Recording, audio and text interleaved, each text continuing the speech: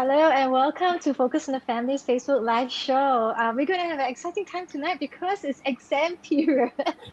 And what other better time to talk about parenting than during exams?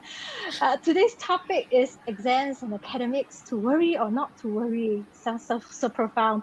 And we have two special guests with us who are both experienced parents as well as experienced professionals, having worked in the education field and worked with young people for a long time, of course, also with the young people's parents.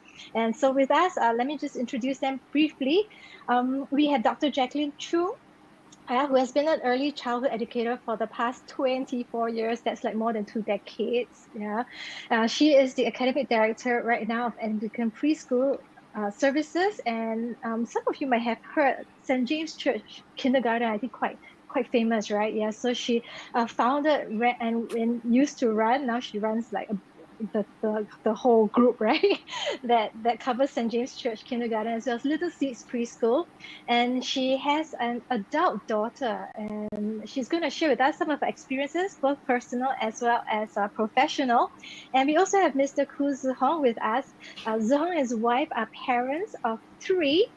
His son is currently serving national service already, while his daughter is having major exams, A levels. So I'm glad that he's here to join us, and she's also enjoying her another daughter, right, enjoying Sec 3. And I know Tse Horng has his favorite pastime is just having dinner with family. So we're going to hear also from him, both from his personal as well as professional experience. But just to welcome our Facebook Live audience, let me pose a question, right, for all of us out there tonight. I mean, the topic is exams and academics, to worry or not to worry. Okay, so for all the parents out there, are you worried about your kids' exams? Well, specifically the upcoming one. If you can, go to our Facebook live chat and type in just Y for yes or N for no. Yeah, and then we can have a look, see at what the mood or the temperature of our parents currently looks like. Let's see. Yeah, so far we have yes. Thank you for being so honest with us. I guess that's why you're here tonight, this evening. Okay, we have also a couple of no's. Yeah, and maybe you can share with us later on as we hear our guests share their lives. Yeah, how you manage that and not be pressured by Singapore society. Okay, so let me just jump right in and have both Jackie and Tse Horng, give a little bit more introduction about themselves and maybe a quick insight to when you can remember. Actually, Tse Horng, your kids are still having major exams, right? Yeah. Do you worry as a parent, or did you worry as a parent when your kids were having their exams? Okay. Well, actually, my kids, yeah, they just finished PSLE not too long. For at least the youngest one. In fact, there was once I conduct a talk for CDAC parents in Mandarin, and that was the weekend just after PSLE, and asked them, "Are you happy?" And all of them put out their hands, and said they are happy because PSLE was just over. Journey with my kids is really quite different because I have 3 of them, and they have different way to approach towards exams. Learning to understand them and to adjust to them is important. I think, was I worried? There was certain times there was the worry, especially the whole progress of going there and seeing how they are coping. But I think it's also at the same time helping them to know that I was with them. And so it's quite an interesting journey. In fact, PSLE taught me not about just themselves, but about myself also. And I thought that was something meaningful and I did enjoy. Yeah, maybe I will talk more about it later when after that. Yeah. Well, for me, exams seem such a distant memory, and I'm very glad, since my daughter is 34, I think the last time she had exams was, I really can't recall. And I'm glad I can't, because I was a parent, a bit different. I wasn't really bothered about exams. I wasn't bothered about scores, to me, there were bigger things in life and values to develop and interesting things to explore and talk about, conversations. To me, school is something one has to go through, make good friends, do the best you can. But exams, I've never felt they were a necessarily accurate assessment of anyone's intelligence or anything like that. So I was so not interested that to this day, if you ask me what was my daughter's PSLE score, I can't remember, and I really don't care very much. And so I used to be very quite amused that people were so interested in wanting to know other people's children's PSLE scores. And I think whatever for, a number doesn't define you. And people are much more interesting than numbers. So I'm not your typical parent where that is concerned. And I have sometimes rather candid advice for parents. Can you share with us, Jackie? I'm sure our viewers are right now really curious with that kind of attitude or approach to our kids' academics. How did your daughter turn out? I tell you she is such a logical thinker and so interested in learning and so precise in the way she explains things. I don't think she she never really did that well in exams. And I don't think she's the sort for exams because she doesn't, like me, doesn't quite see the point of it. And it's strange when we live in a society that, prizes exams so much. We don't quite see the point that if you're interested in something, you will pursue it. And if you're interested in doing something, you do it. Now, we all know that exams do open doors to certain things, but I think being resourceful in life can also get you a certain distance. And the ability to interact with people and to think and to be creative and resourceful, I think are even more important. And the most important is to have very clear values that guide you. I think these trump exams. So to me, exams, you have to do it, you do it. And you just do the best you can. If you do well, great. If you didn't do well, let's move on. No need to sit and think of it. And I was always wondering why years after when people apply for jobs, actually they're already 30, 40, 50, people ask them, what's your O-level results? And I think, why do you bother about your O-level results? Life has moved on. People have learned other things. They've improved themselves. We shouldn't define people by an exam. So I'm actually glad there are many more pathways now, that it doesn't have to be just one way. And if you make it, wow, everything is smooth. And if you don't make it, well, that's it for your life. I don't believe in that at all. That's true. Tse Horng, having 3 kids, has it been a different experience for each of them? Yeah, I think certainly, I think I really appreciate that each one of them come with their strengths, their personality, and therefore the way they approach exams are different. And I think the reality also is that because of that, they also see exams differently. And I think being parents, I think want to journey with them and walk with them through the whole process. And just let me just share a bit. I know we are talking about exam stress and worries, so I want to just talk about the elephant in the room. Many parents are here because of that. I'm sure if they don't have worries, they probably would not be spending this time watching K-drama instead. So what I think is this. I think I realized, for example, my son, when he experienced stress, he chose the avoidance, that I just avoid it. And I think it's quite typical. If I say this to you, some parents probably nodding their head, yeah, that's my kids. That's how like that. And actually, it's some will choose the avoidance and ignore it, and then they focus on some other things, and things get snowball. And so that was one of my son. My daughter, my second one, is quite different. She deal with it by expressing her displeasure, her frustration, and she brings us into it. So sometimes she will say, can you practice with me the aura, because I want to do it. So, well, that is another way that we journey with together. Then my younger is the very chill type, very chill, is that, yeah, just pass CAT already. In fact, when she got her PSLE, and she's in normal academic stream, she smiled so widely on the photo that people thought that she has done extremely well. But to me, she has done very well. I think that's important as a parents I already made up my mind on the PSLE day that let's just go celebrate the journey. A milestone has completed, and I think that is how is it. In that sense that while my three kids have different way of approaching things, I celebrate and really appreciate how different they are, Good and I think for they taught me you. something. Yeah. So Good like for for my you, Tse Horng. yeah, I think you should just celebrate the milestone, whichever way, because that 6 years is not just exam, like Jacqueline says, it's not the numbers.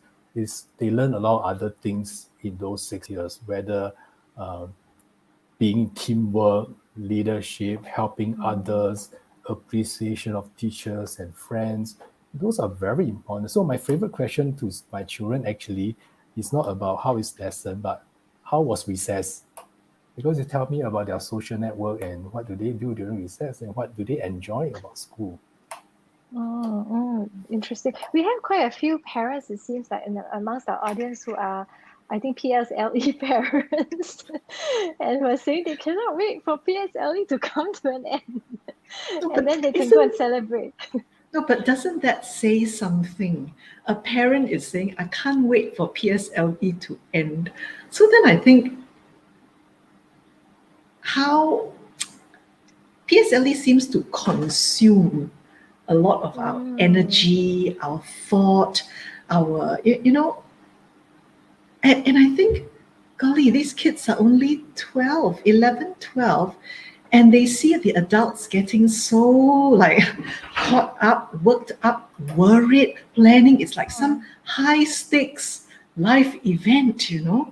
And I honestly believe children at 12 years old are still developing. And Okay, I'm going to risk sounding, but developmentally there are differences between girls and boys in general. And some boys are not quite ready for the seriousness of that. They are still quite happy and they should be happy. Yeah, you know, yeah.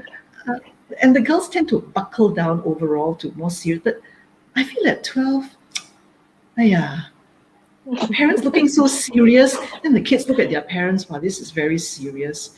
And then the parents' response is what actually sends signals to children. And Tse Horng, when you said, I thought I'll celebrate, and my daughter was smiling, because some parents would say, smile for what? Huh? Happy for what? The results. But to me, it's not the results, because no, it's one thing to say it, but you've got to really accept it. Every child is different. Now, if I'm that child who is at this level, and if my parent accepts me as I am, that to me is very important. But if I'm a child at this level and my parents still think it's not good enough, just imagine what it does to me. That it's not good enough, I'm not good enough. What is good enough? And then this whole pressure of I need to perform. And I'm very, very against young children to be made to perform. Learning is meant to be a joy. And in learning, we should be allowed to make mistakes. How do you learn without making mistakes? And when we make mistakes, people around us shouldn't like, it's a mistake, you go correct it. It should be, oh, really? That's wrong. So how do we get there? And we just take it in our stride and learn to laugh a little bit, enjoy that journey of learning. If not, you kill the joy of learning, and people are afraid to make mistakes and only want to give the right answer. And I remember years ago in a preschool classroom, there are some children, when they do something, they bring to you, is this correct? Then we look at that, oh, you're finished. Is this correct? And we say, And you can tell that correctness is so important, and they don't want to actually do it unless it's correct and they know they can get it right. Whereas some kids happily do it, and even they've got it wrong, and you tell them, oh, this one they went, oh, okay. And these kids are not going to have high blood pressure when they grow older. They will know how to navigate. Whereas some kids are real worry-warts. And then when you investigate further and find out a bit more about the family, very often, not always, but very often it is tied to parenting styles. very often. But sometimes you can get parents who are quite chill and the children are very stressed. Then the parent asks me, why is my kid so stressed? I never even stressed him up, But each child, again, they have their personality. And they look around to see how people around them are responding, and they're influenced. Yeah. I'm going to tap a little bit on both your so-called professional expertise to speak into this whole issue of exam anxiety or academic stress. Recently the talk of the town, right, is youth mental health issues, and I think it's perceived that a large contributor of that youth mental health issue is academic performance. Our very grade-oriented society, or whatever you have you. Yeah. Last year, for our Children's Day campaign, Focus on Family actually did a survey amongst kids. So this was the headlines that the newspaper carried of our survey. We actually found that the kids were more anxious about exams than about COVID-19. So this was about almost a year ago. And when we got these results, it so happened that I had a group of young people, teenagers, in my house. And I was talking to them about this very strange, what I thought was strange result. And they said, but of course it's true. Have you ever heard of COVID? I mean, at the point of time, actually even now in Singapore, right? They said, you have not heard of COVID having killed any young person, but you've heard of young people who died because they're so stressed about school. Yeah. And I mean, of course, it is actually in reality really heartbreaking that it's become almost commonplace or accepted that this is the state of affairs. How would you suggest, when we talk about kids with different personalities and parents needing to adopt different parenting styles according to how our kids are wired, but in your professional experience, how would you kind of suggest that parents approach kids who may be struggling with academic stress? Could I attempt to share some ideas, because dispositions are formed in the early years, and children who are confident generally continue to be confident.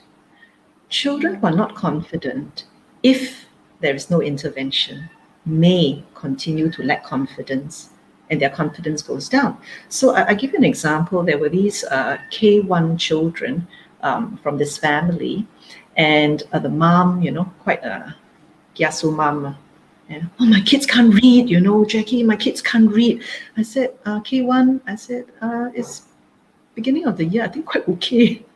But my so-and-so's kid can read. I said, some kids read earlier, some kids later, but take my word for it, at K1, if they can't read terribly well, there's nothing wrong. You're serious, I got nothing to worry. But I want to make sure they can read, and I said, I look at you, you look so anxious, Yeah, and then when I try to teach them to read, I get so frustrated. I said, and what do you do when you get frustrated? I scold them, and then when you scold them, what happens? They cry. Then I looked at her, I said, can I give you some advice?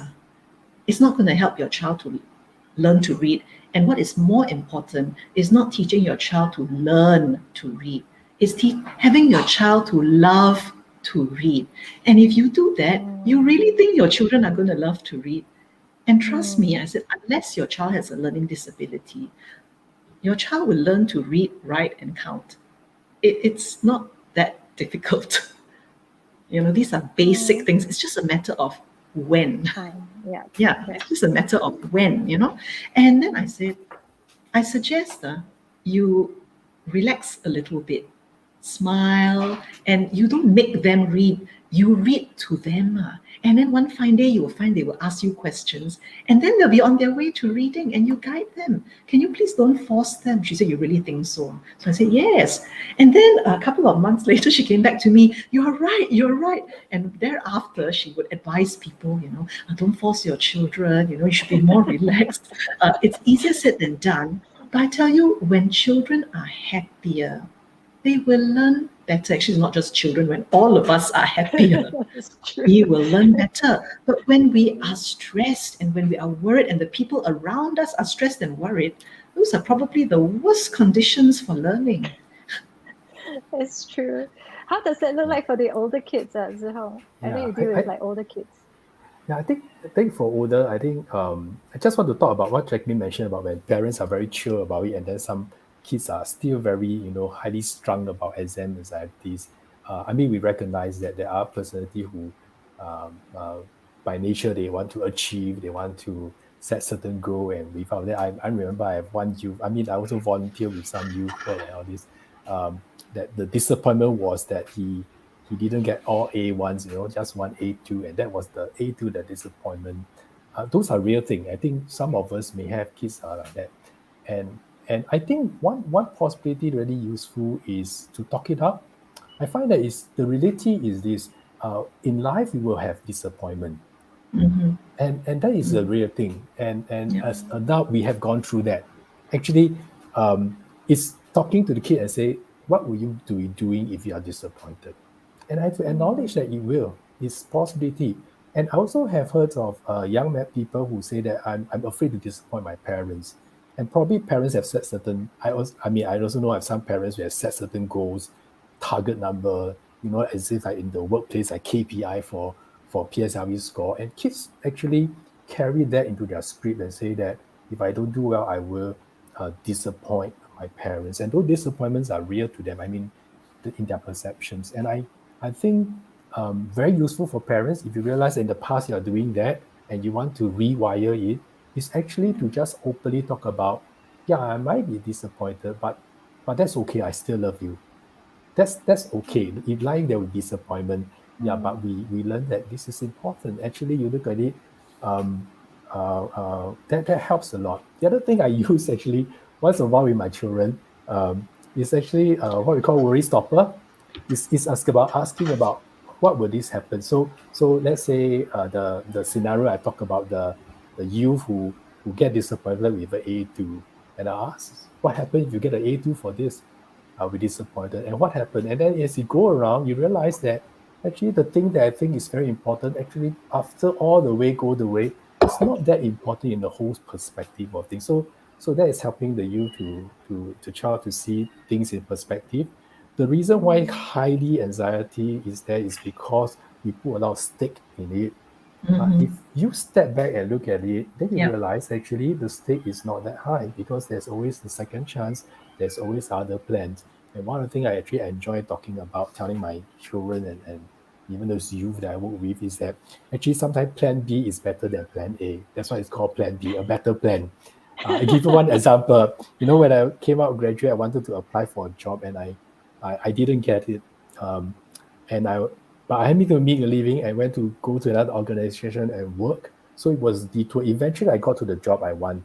But that detour was the best detour because I got to know my girlfriend then became my wife. So I always tell people, hey, plan B sometimes is better than your plan A. So it's okay to have disappointment because you have a chance to look back and connect the dot and say, actually, it's not so bad after all.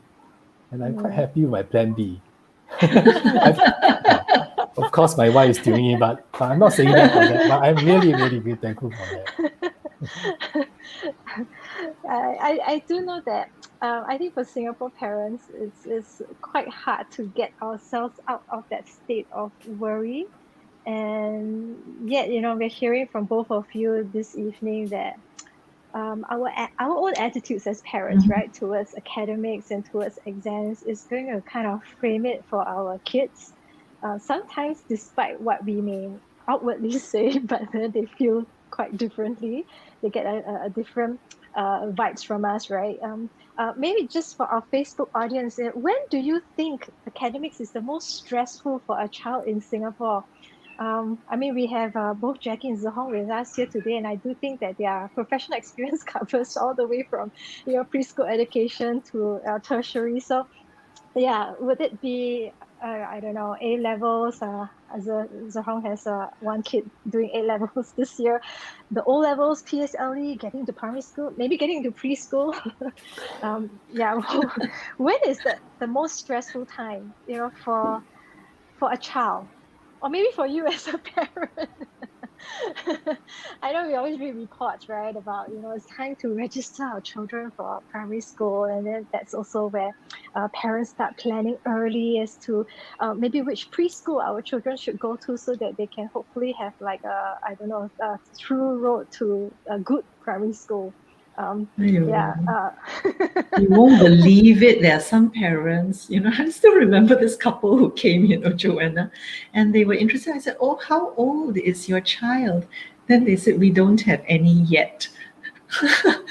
Then they said, "Yeah, Oh. but we are doing our shopping now." I said, "Wow, they really start early. Don't have any yet." But they are checking out, wanting to ensure, and some come with a real supermarket list, when they look for a preschool and they come in, they ask you all the questions. And I think, wow, this, if at preschool you ask such questions, I can imagine as you go up. I mean, I'm glad that parents are interested. But I think we should also take a fairly, things don't always have to be so serious. We must really enjoy learning. I can't emphasize the joy of learning. And if you enjoy something, even if it's difficult, um, it will be different. Yeah. Mm, mm.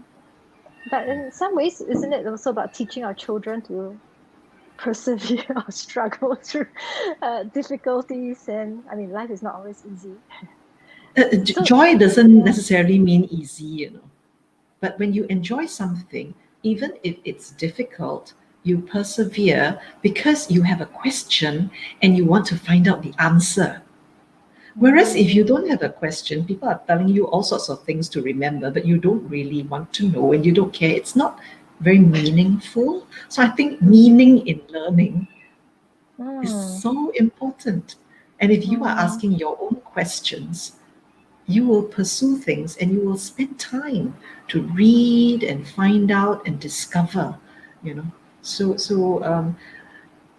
I think there are many progressive approaches to education now, and even at our preschools, really rote learning has been thrown out of the window in many ways, you mm, know, mm, and we don't sit there to like just download information because we know information is not king anymore.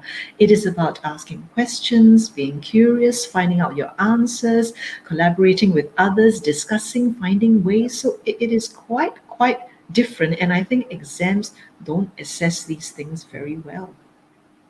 that's a good point. Yeah. I just want to Zoho, build you on wanted, yeah. what Jacqueline said about meaning. I think the learning part, when you find it's meaningful, you really will work for it. Hmm. And also, Yeah, I think helping our children to discover the purpose. Because once you have the purpose, you sort of have something to anchor. I know sometimes we say, okay, primary school, how do you talk about a purpose?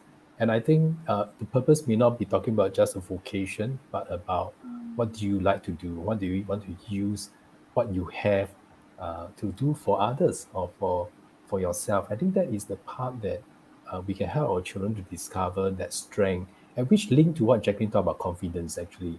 When they have discovered what they have in them, they are more confident. And I think one of the things as a father is, for me, just helping to encourage and affirm my kids when they are doing something good and say, there's something good like your strength you have. that's That right. is quite a good thinking about it. So that's why my Mm, dinner time is a favorite time, because we get to talk about things and it's relaxed, and just say that is good thinking. That is something interesting.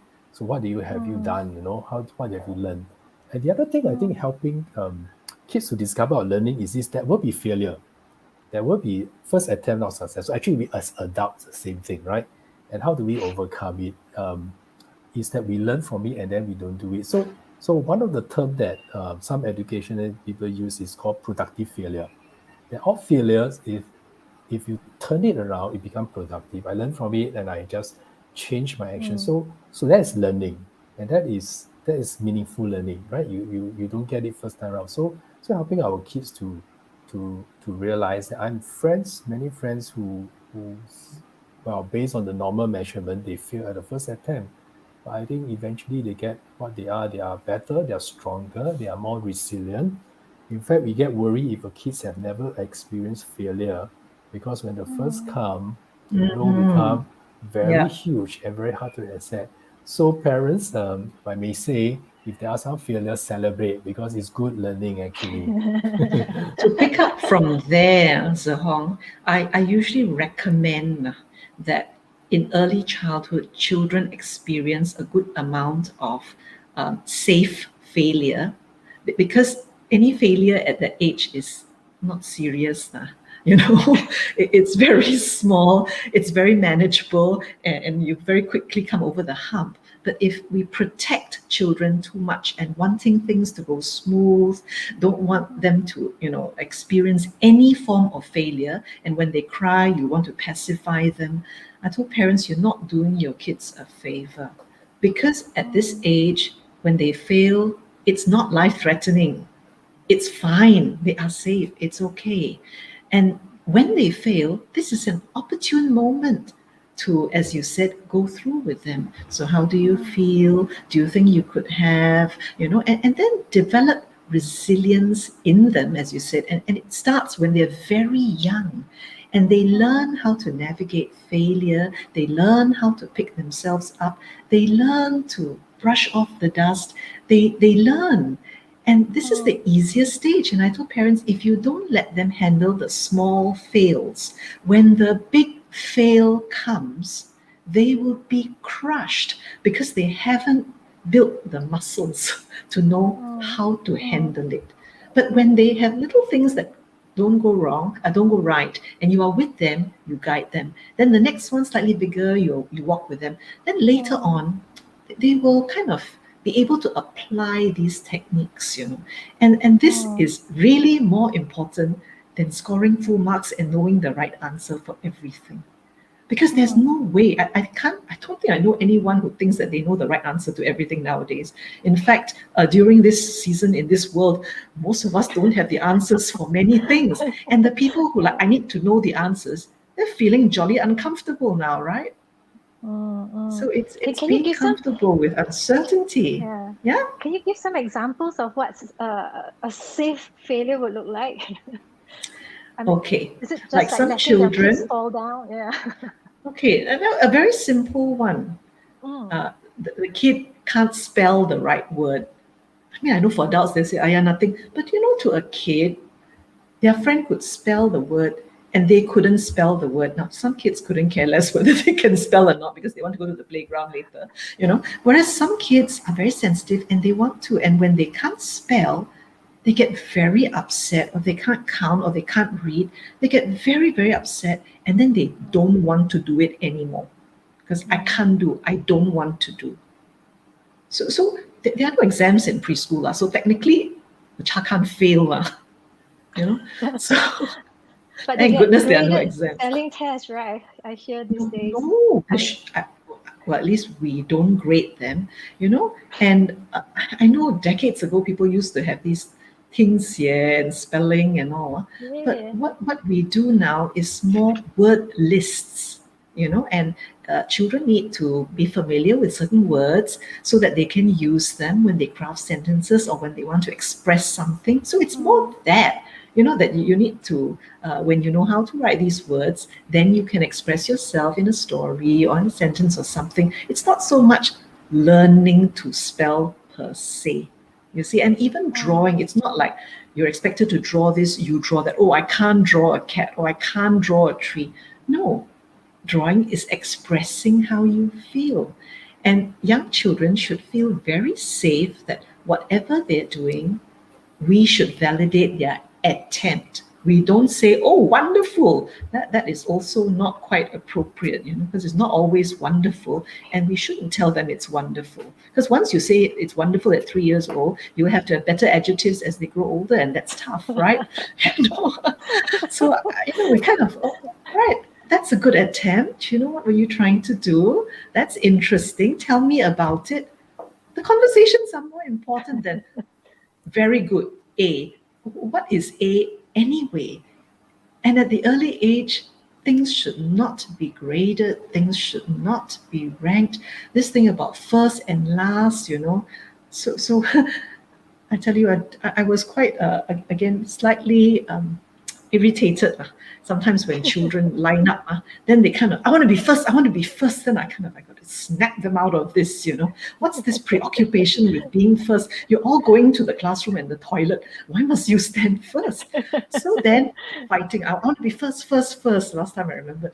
So then I stand there and I can, okay, everybody turn around. Suddenly, the front of the line became the back of the line.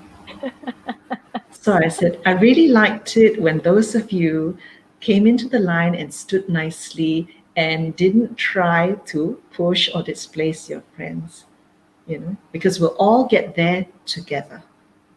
And of course, those at the back became in front, they're like very happy, and those behind, like, So I said, we don't always need to stand in front. Sometimes we can. It's okay to stand in the middle. It's okay to stand behind. The view looks different at different places. It's okay. Yes. It's okay. Tse Horng, you want to add something? Yeah, I think, yes. I think the whole perspective of seeing things is important. And I thought the other thing really is also for parents to understand our own perspective, because parenting is supposed to be not just for the kids, actually for ourselves to grow, and to appreciate our spouse who come in and compliment us. No, I want to, I think that's important, because how we respond is something that you lead them to. Okay, we recognize there are some kids who have their own personality, that even with the most chill parents, they are very highly strung. But there is also this truth that parents have some way influence and lead them. So I was reading a book today, and one of the very well-known educational Parker Palmer, he said something like that, and I thought very useful. Just let me to quote. He say, so what does it take to qualify as a leader? And parents, you are leader. Being human and being here. As long as I'm here doing whatever I'm doing, I am leading, for better or for worse. And if I may say so, so are you. And that is the true thing, that we are a leader for better or for worse. And we lead actually from being human and being here, being where we are. And that human part is the part that the true who you are. And sometimes we unknowingly, I think Joanna, you say something like that. We say certain things, but we respond differently. And kids tells that they are able to see what you really mean. And I think so. What Parker Palmer actually telling us, which to parents and to myself, is be very clear about your own values, your own perspective, because how you respond, how you lead, you will give and transmit that kind of perspective to your children. And I think that is really important. So I know as parents, we want to give to our kids, but actually our kids are teaching us something, and that kind of value clarification is really, really priceless. And hopefully we grow with our kids as we experience that also. And the other thing I thought want to just add on is this. I know some of parents say, I worry more than my kids. That is also another one. I'm worried because my kids are not our worrying. Facebook audience, are you who's more worried, you or your child? Yeah. So how do we do that then? I think it's really talking to our kids also to discover what do they enjoy about learning. Some have less tolerance to failure. I think we recognize that. And it's really to help them, to affirm them in the progress, like what Jacqueline said about affirming that effort, the progress, and saying that, well done, you are improving. And what have you done improving? So sometimes we focus also on the less and not the more. That's also another issue, right? I mean, you hear parents say, 90, what happened to the 10 marks? But let's celebrate that 90, or let's celebrate that 50 even, and help them. Because I think kids, I remember one pastor, elderly pastor, say this: people grow towards the encouragement and affirmation. 人就是向着鼓励成长. And I thought that is very meaningful. That is real. Actually, they grow by that affirmation. Okay, I give you one example. My son is a left-hander. So like Jacqueline, when talk about writing, so left-hander, I'm right-hander. I found it very difficult to guide him in handwriting. And I still remember one preschool teacher, Mr. Steele, actually bought those triangular shaped pencil to help him. And then as he was growing, he was writing essay. I gave him some tips, and he wrote well, and he got so affirmed by that writing. Eventually, he joined, took part on his own Commonwealth essay writing, and wrote very well. And I think that is because when we pick up those successes and we encourage them, and they grow. And again, I want to qualify the success. Success is not about grades, but it's actually about the beauty of it. So an art piece is something can be subjective. Teacher may not grade it as guy, but that's not the grade. That is the creativity parts, the way your child sees something differently. And I think we want to do that so that they also understand what success actually means to my parents. It's the efforts, is my own uniqueness, input into that. I think that is something important. So I think that as a parent, I grow with my kids. I've also had some parents, who at the preschool level, they knew and they could see their child wasn't, well, to use a phrase, I mean, I don't really like it, it's not as academically inclined, and struggles with certain areas. And even with help and support through primary, secondary, the studies are not going to shine. And you can tell that the parents are disappointed. So when, sometimes I meet them and how so and so doing? Oh, he's not doing well in his exams, he's not doing well in school. So I said, may I encourage you? Because I sometimes do see some of these children in other platforms, whether in church or in some other thing, I said, but he's a very loving and kind child. Yeah, but struggling through school, I said, there will come a day when your kid will not be in school anymore. So school will be history. But the character and the disposition, I said, this child, when you are older, I tell you, this child is the one who will look after you and visit you, probably. And then on your deathbed, this is the child who will hold your hand and say, Mommy, I love you, And I said, just tell yourself that to have a child who is so loving and kind and treats other people so well, shouldn't you be very thankful and proud? I mean, yeah, that's nice if they can manage their studies, but I think we should treasure our relationship with our children more than anything. And they must know that we treasure them and not their performance and their results. So I tell parents, the most important is to create happy memories for a lifetime, your lifetime and their lifetime. Do you really want them to have memories of you scolding, nagging, screaming, then these visions of exams and, wow, I don't want that kind of thing, and all the tension and stress? What kind of memory? Or do you want your child to have precious memories of the moments of love and laughter? I said, you choose. Then you can see by the time they're a bit teary, then I've helped them shift from, okay, yes, exams are sometimes a pain and some children struggle through it. And they'll probably never be top scorers, but try and help them find their place in life. Try and help them find their value and know that you are behind them. And I tell you, all we need for most of us is someone to love and someone who loves us. True. Yeah. True. I know we're running out of time, and I just wanted to flesh out this quote by an ex-US president that said this: to educate a child in mind, but not in morals, is to educate a menace to society. What should be the goal for us parents in Singapore? I mean, we can, unless we choose to homeschool our children, our children are going to be in the education system. I know we've heard many, complaints from parents about how stressful the system is, and it sometimes feels like even if we wanted to parent our kids differently or to give them a different perspective of academics, it's almost like an uphill battle. But what would you share as a good motto or a goal of academics for a Singapore parent? I think I go back to what I said about I think two things. One is purpose. I find that purpose is usually very important. Actually, you think about it, once we enter into our career and work, it's the purpose that drives us, that gives us that joy in our workplace, rather than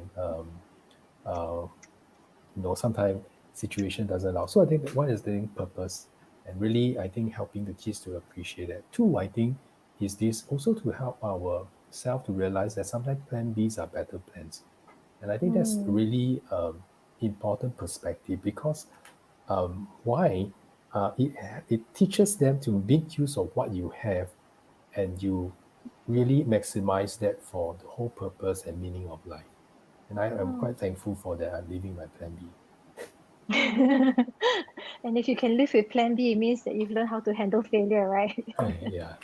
Or disappointment, at least. Yes. Jackie, what would you advocate I to be would the say goal? create your definition of education. And for me, true education is developing values and character. That is true education.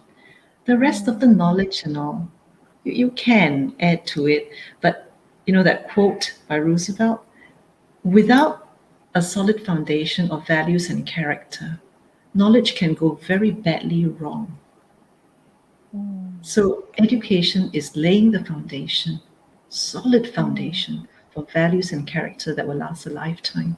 And it will help them navigate the complexities and the uncertainties of life. So well said. Thank you to both of you for sharing your very practical wisdom. And I think it's been really insightful for our Facebook viewers to also hear all your stories of the parents you encounter, as well as your own parenting journey.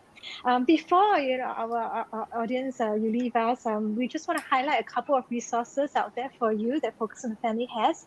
And this month on our Parent Ed podcast, we actually have a podcast on delighting in your child at every stage. Okay, so regardless of their age and or even your age or stage of parenting. And because Children's Day is just around the corner, we have just launched our Children's Day campaign, and it's to remind all of us, to capture the wonder of our children. And I think, as we heard from our two guests tonight, at the end of the day, it's really about helping our children find their place in life, isn't it? And finding out who they are, what they're created for, what makes them tick, what they're passionate about, and therefore what they would be good at, and to encourage them and affirm them towards it. And so, we want to kind of help parents to go back and wow over your children. I know sometimes parenting doesn't feel like that, right? Parenting feels like just, okay, today's parenting duties is nag them to do this, nag them to do that, nag them to do revision for exams. But in the midst of your daily toil of parenting, may we encourage you, at least for those of us here at Focus Family, we really want to encourage you to take some time to recapture the wonder of your children and to enjoy, the journey of family life together with them, and to enjoy them, because they're only going to be kids for that long, right? But we do want those kids that will hold our hand on our deathbed and still come and cuddle us.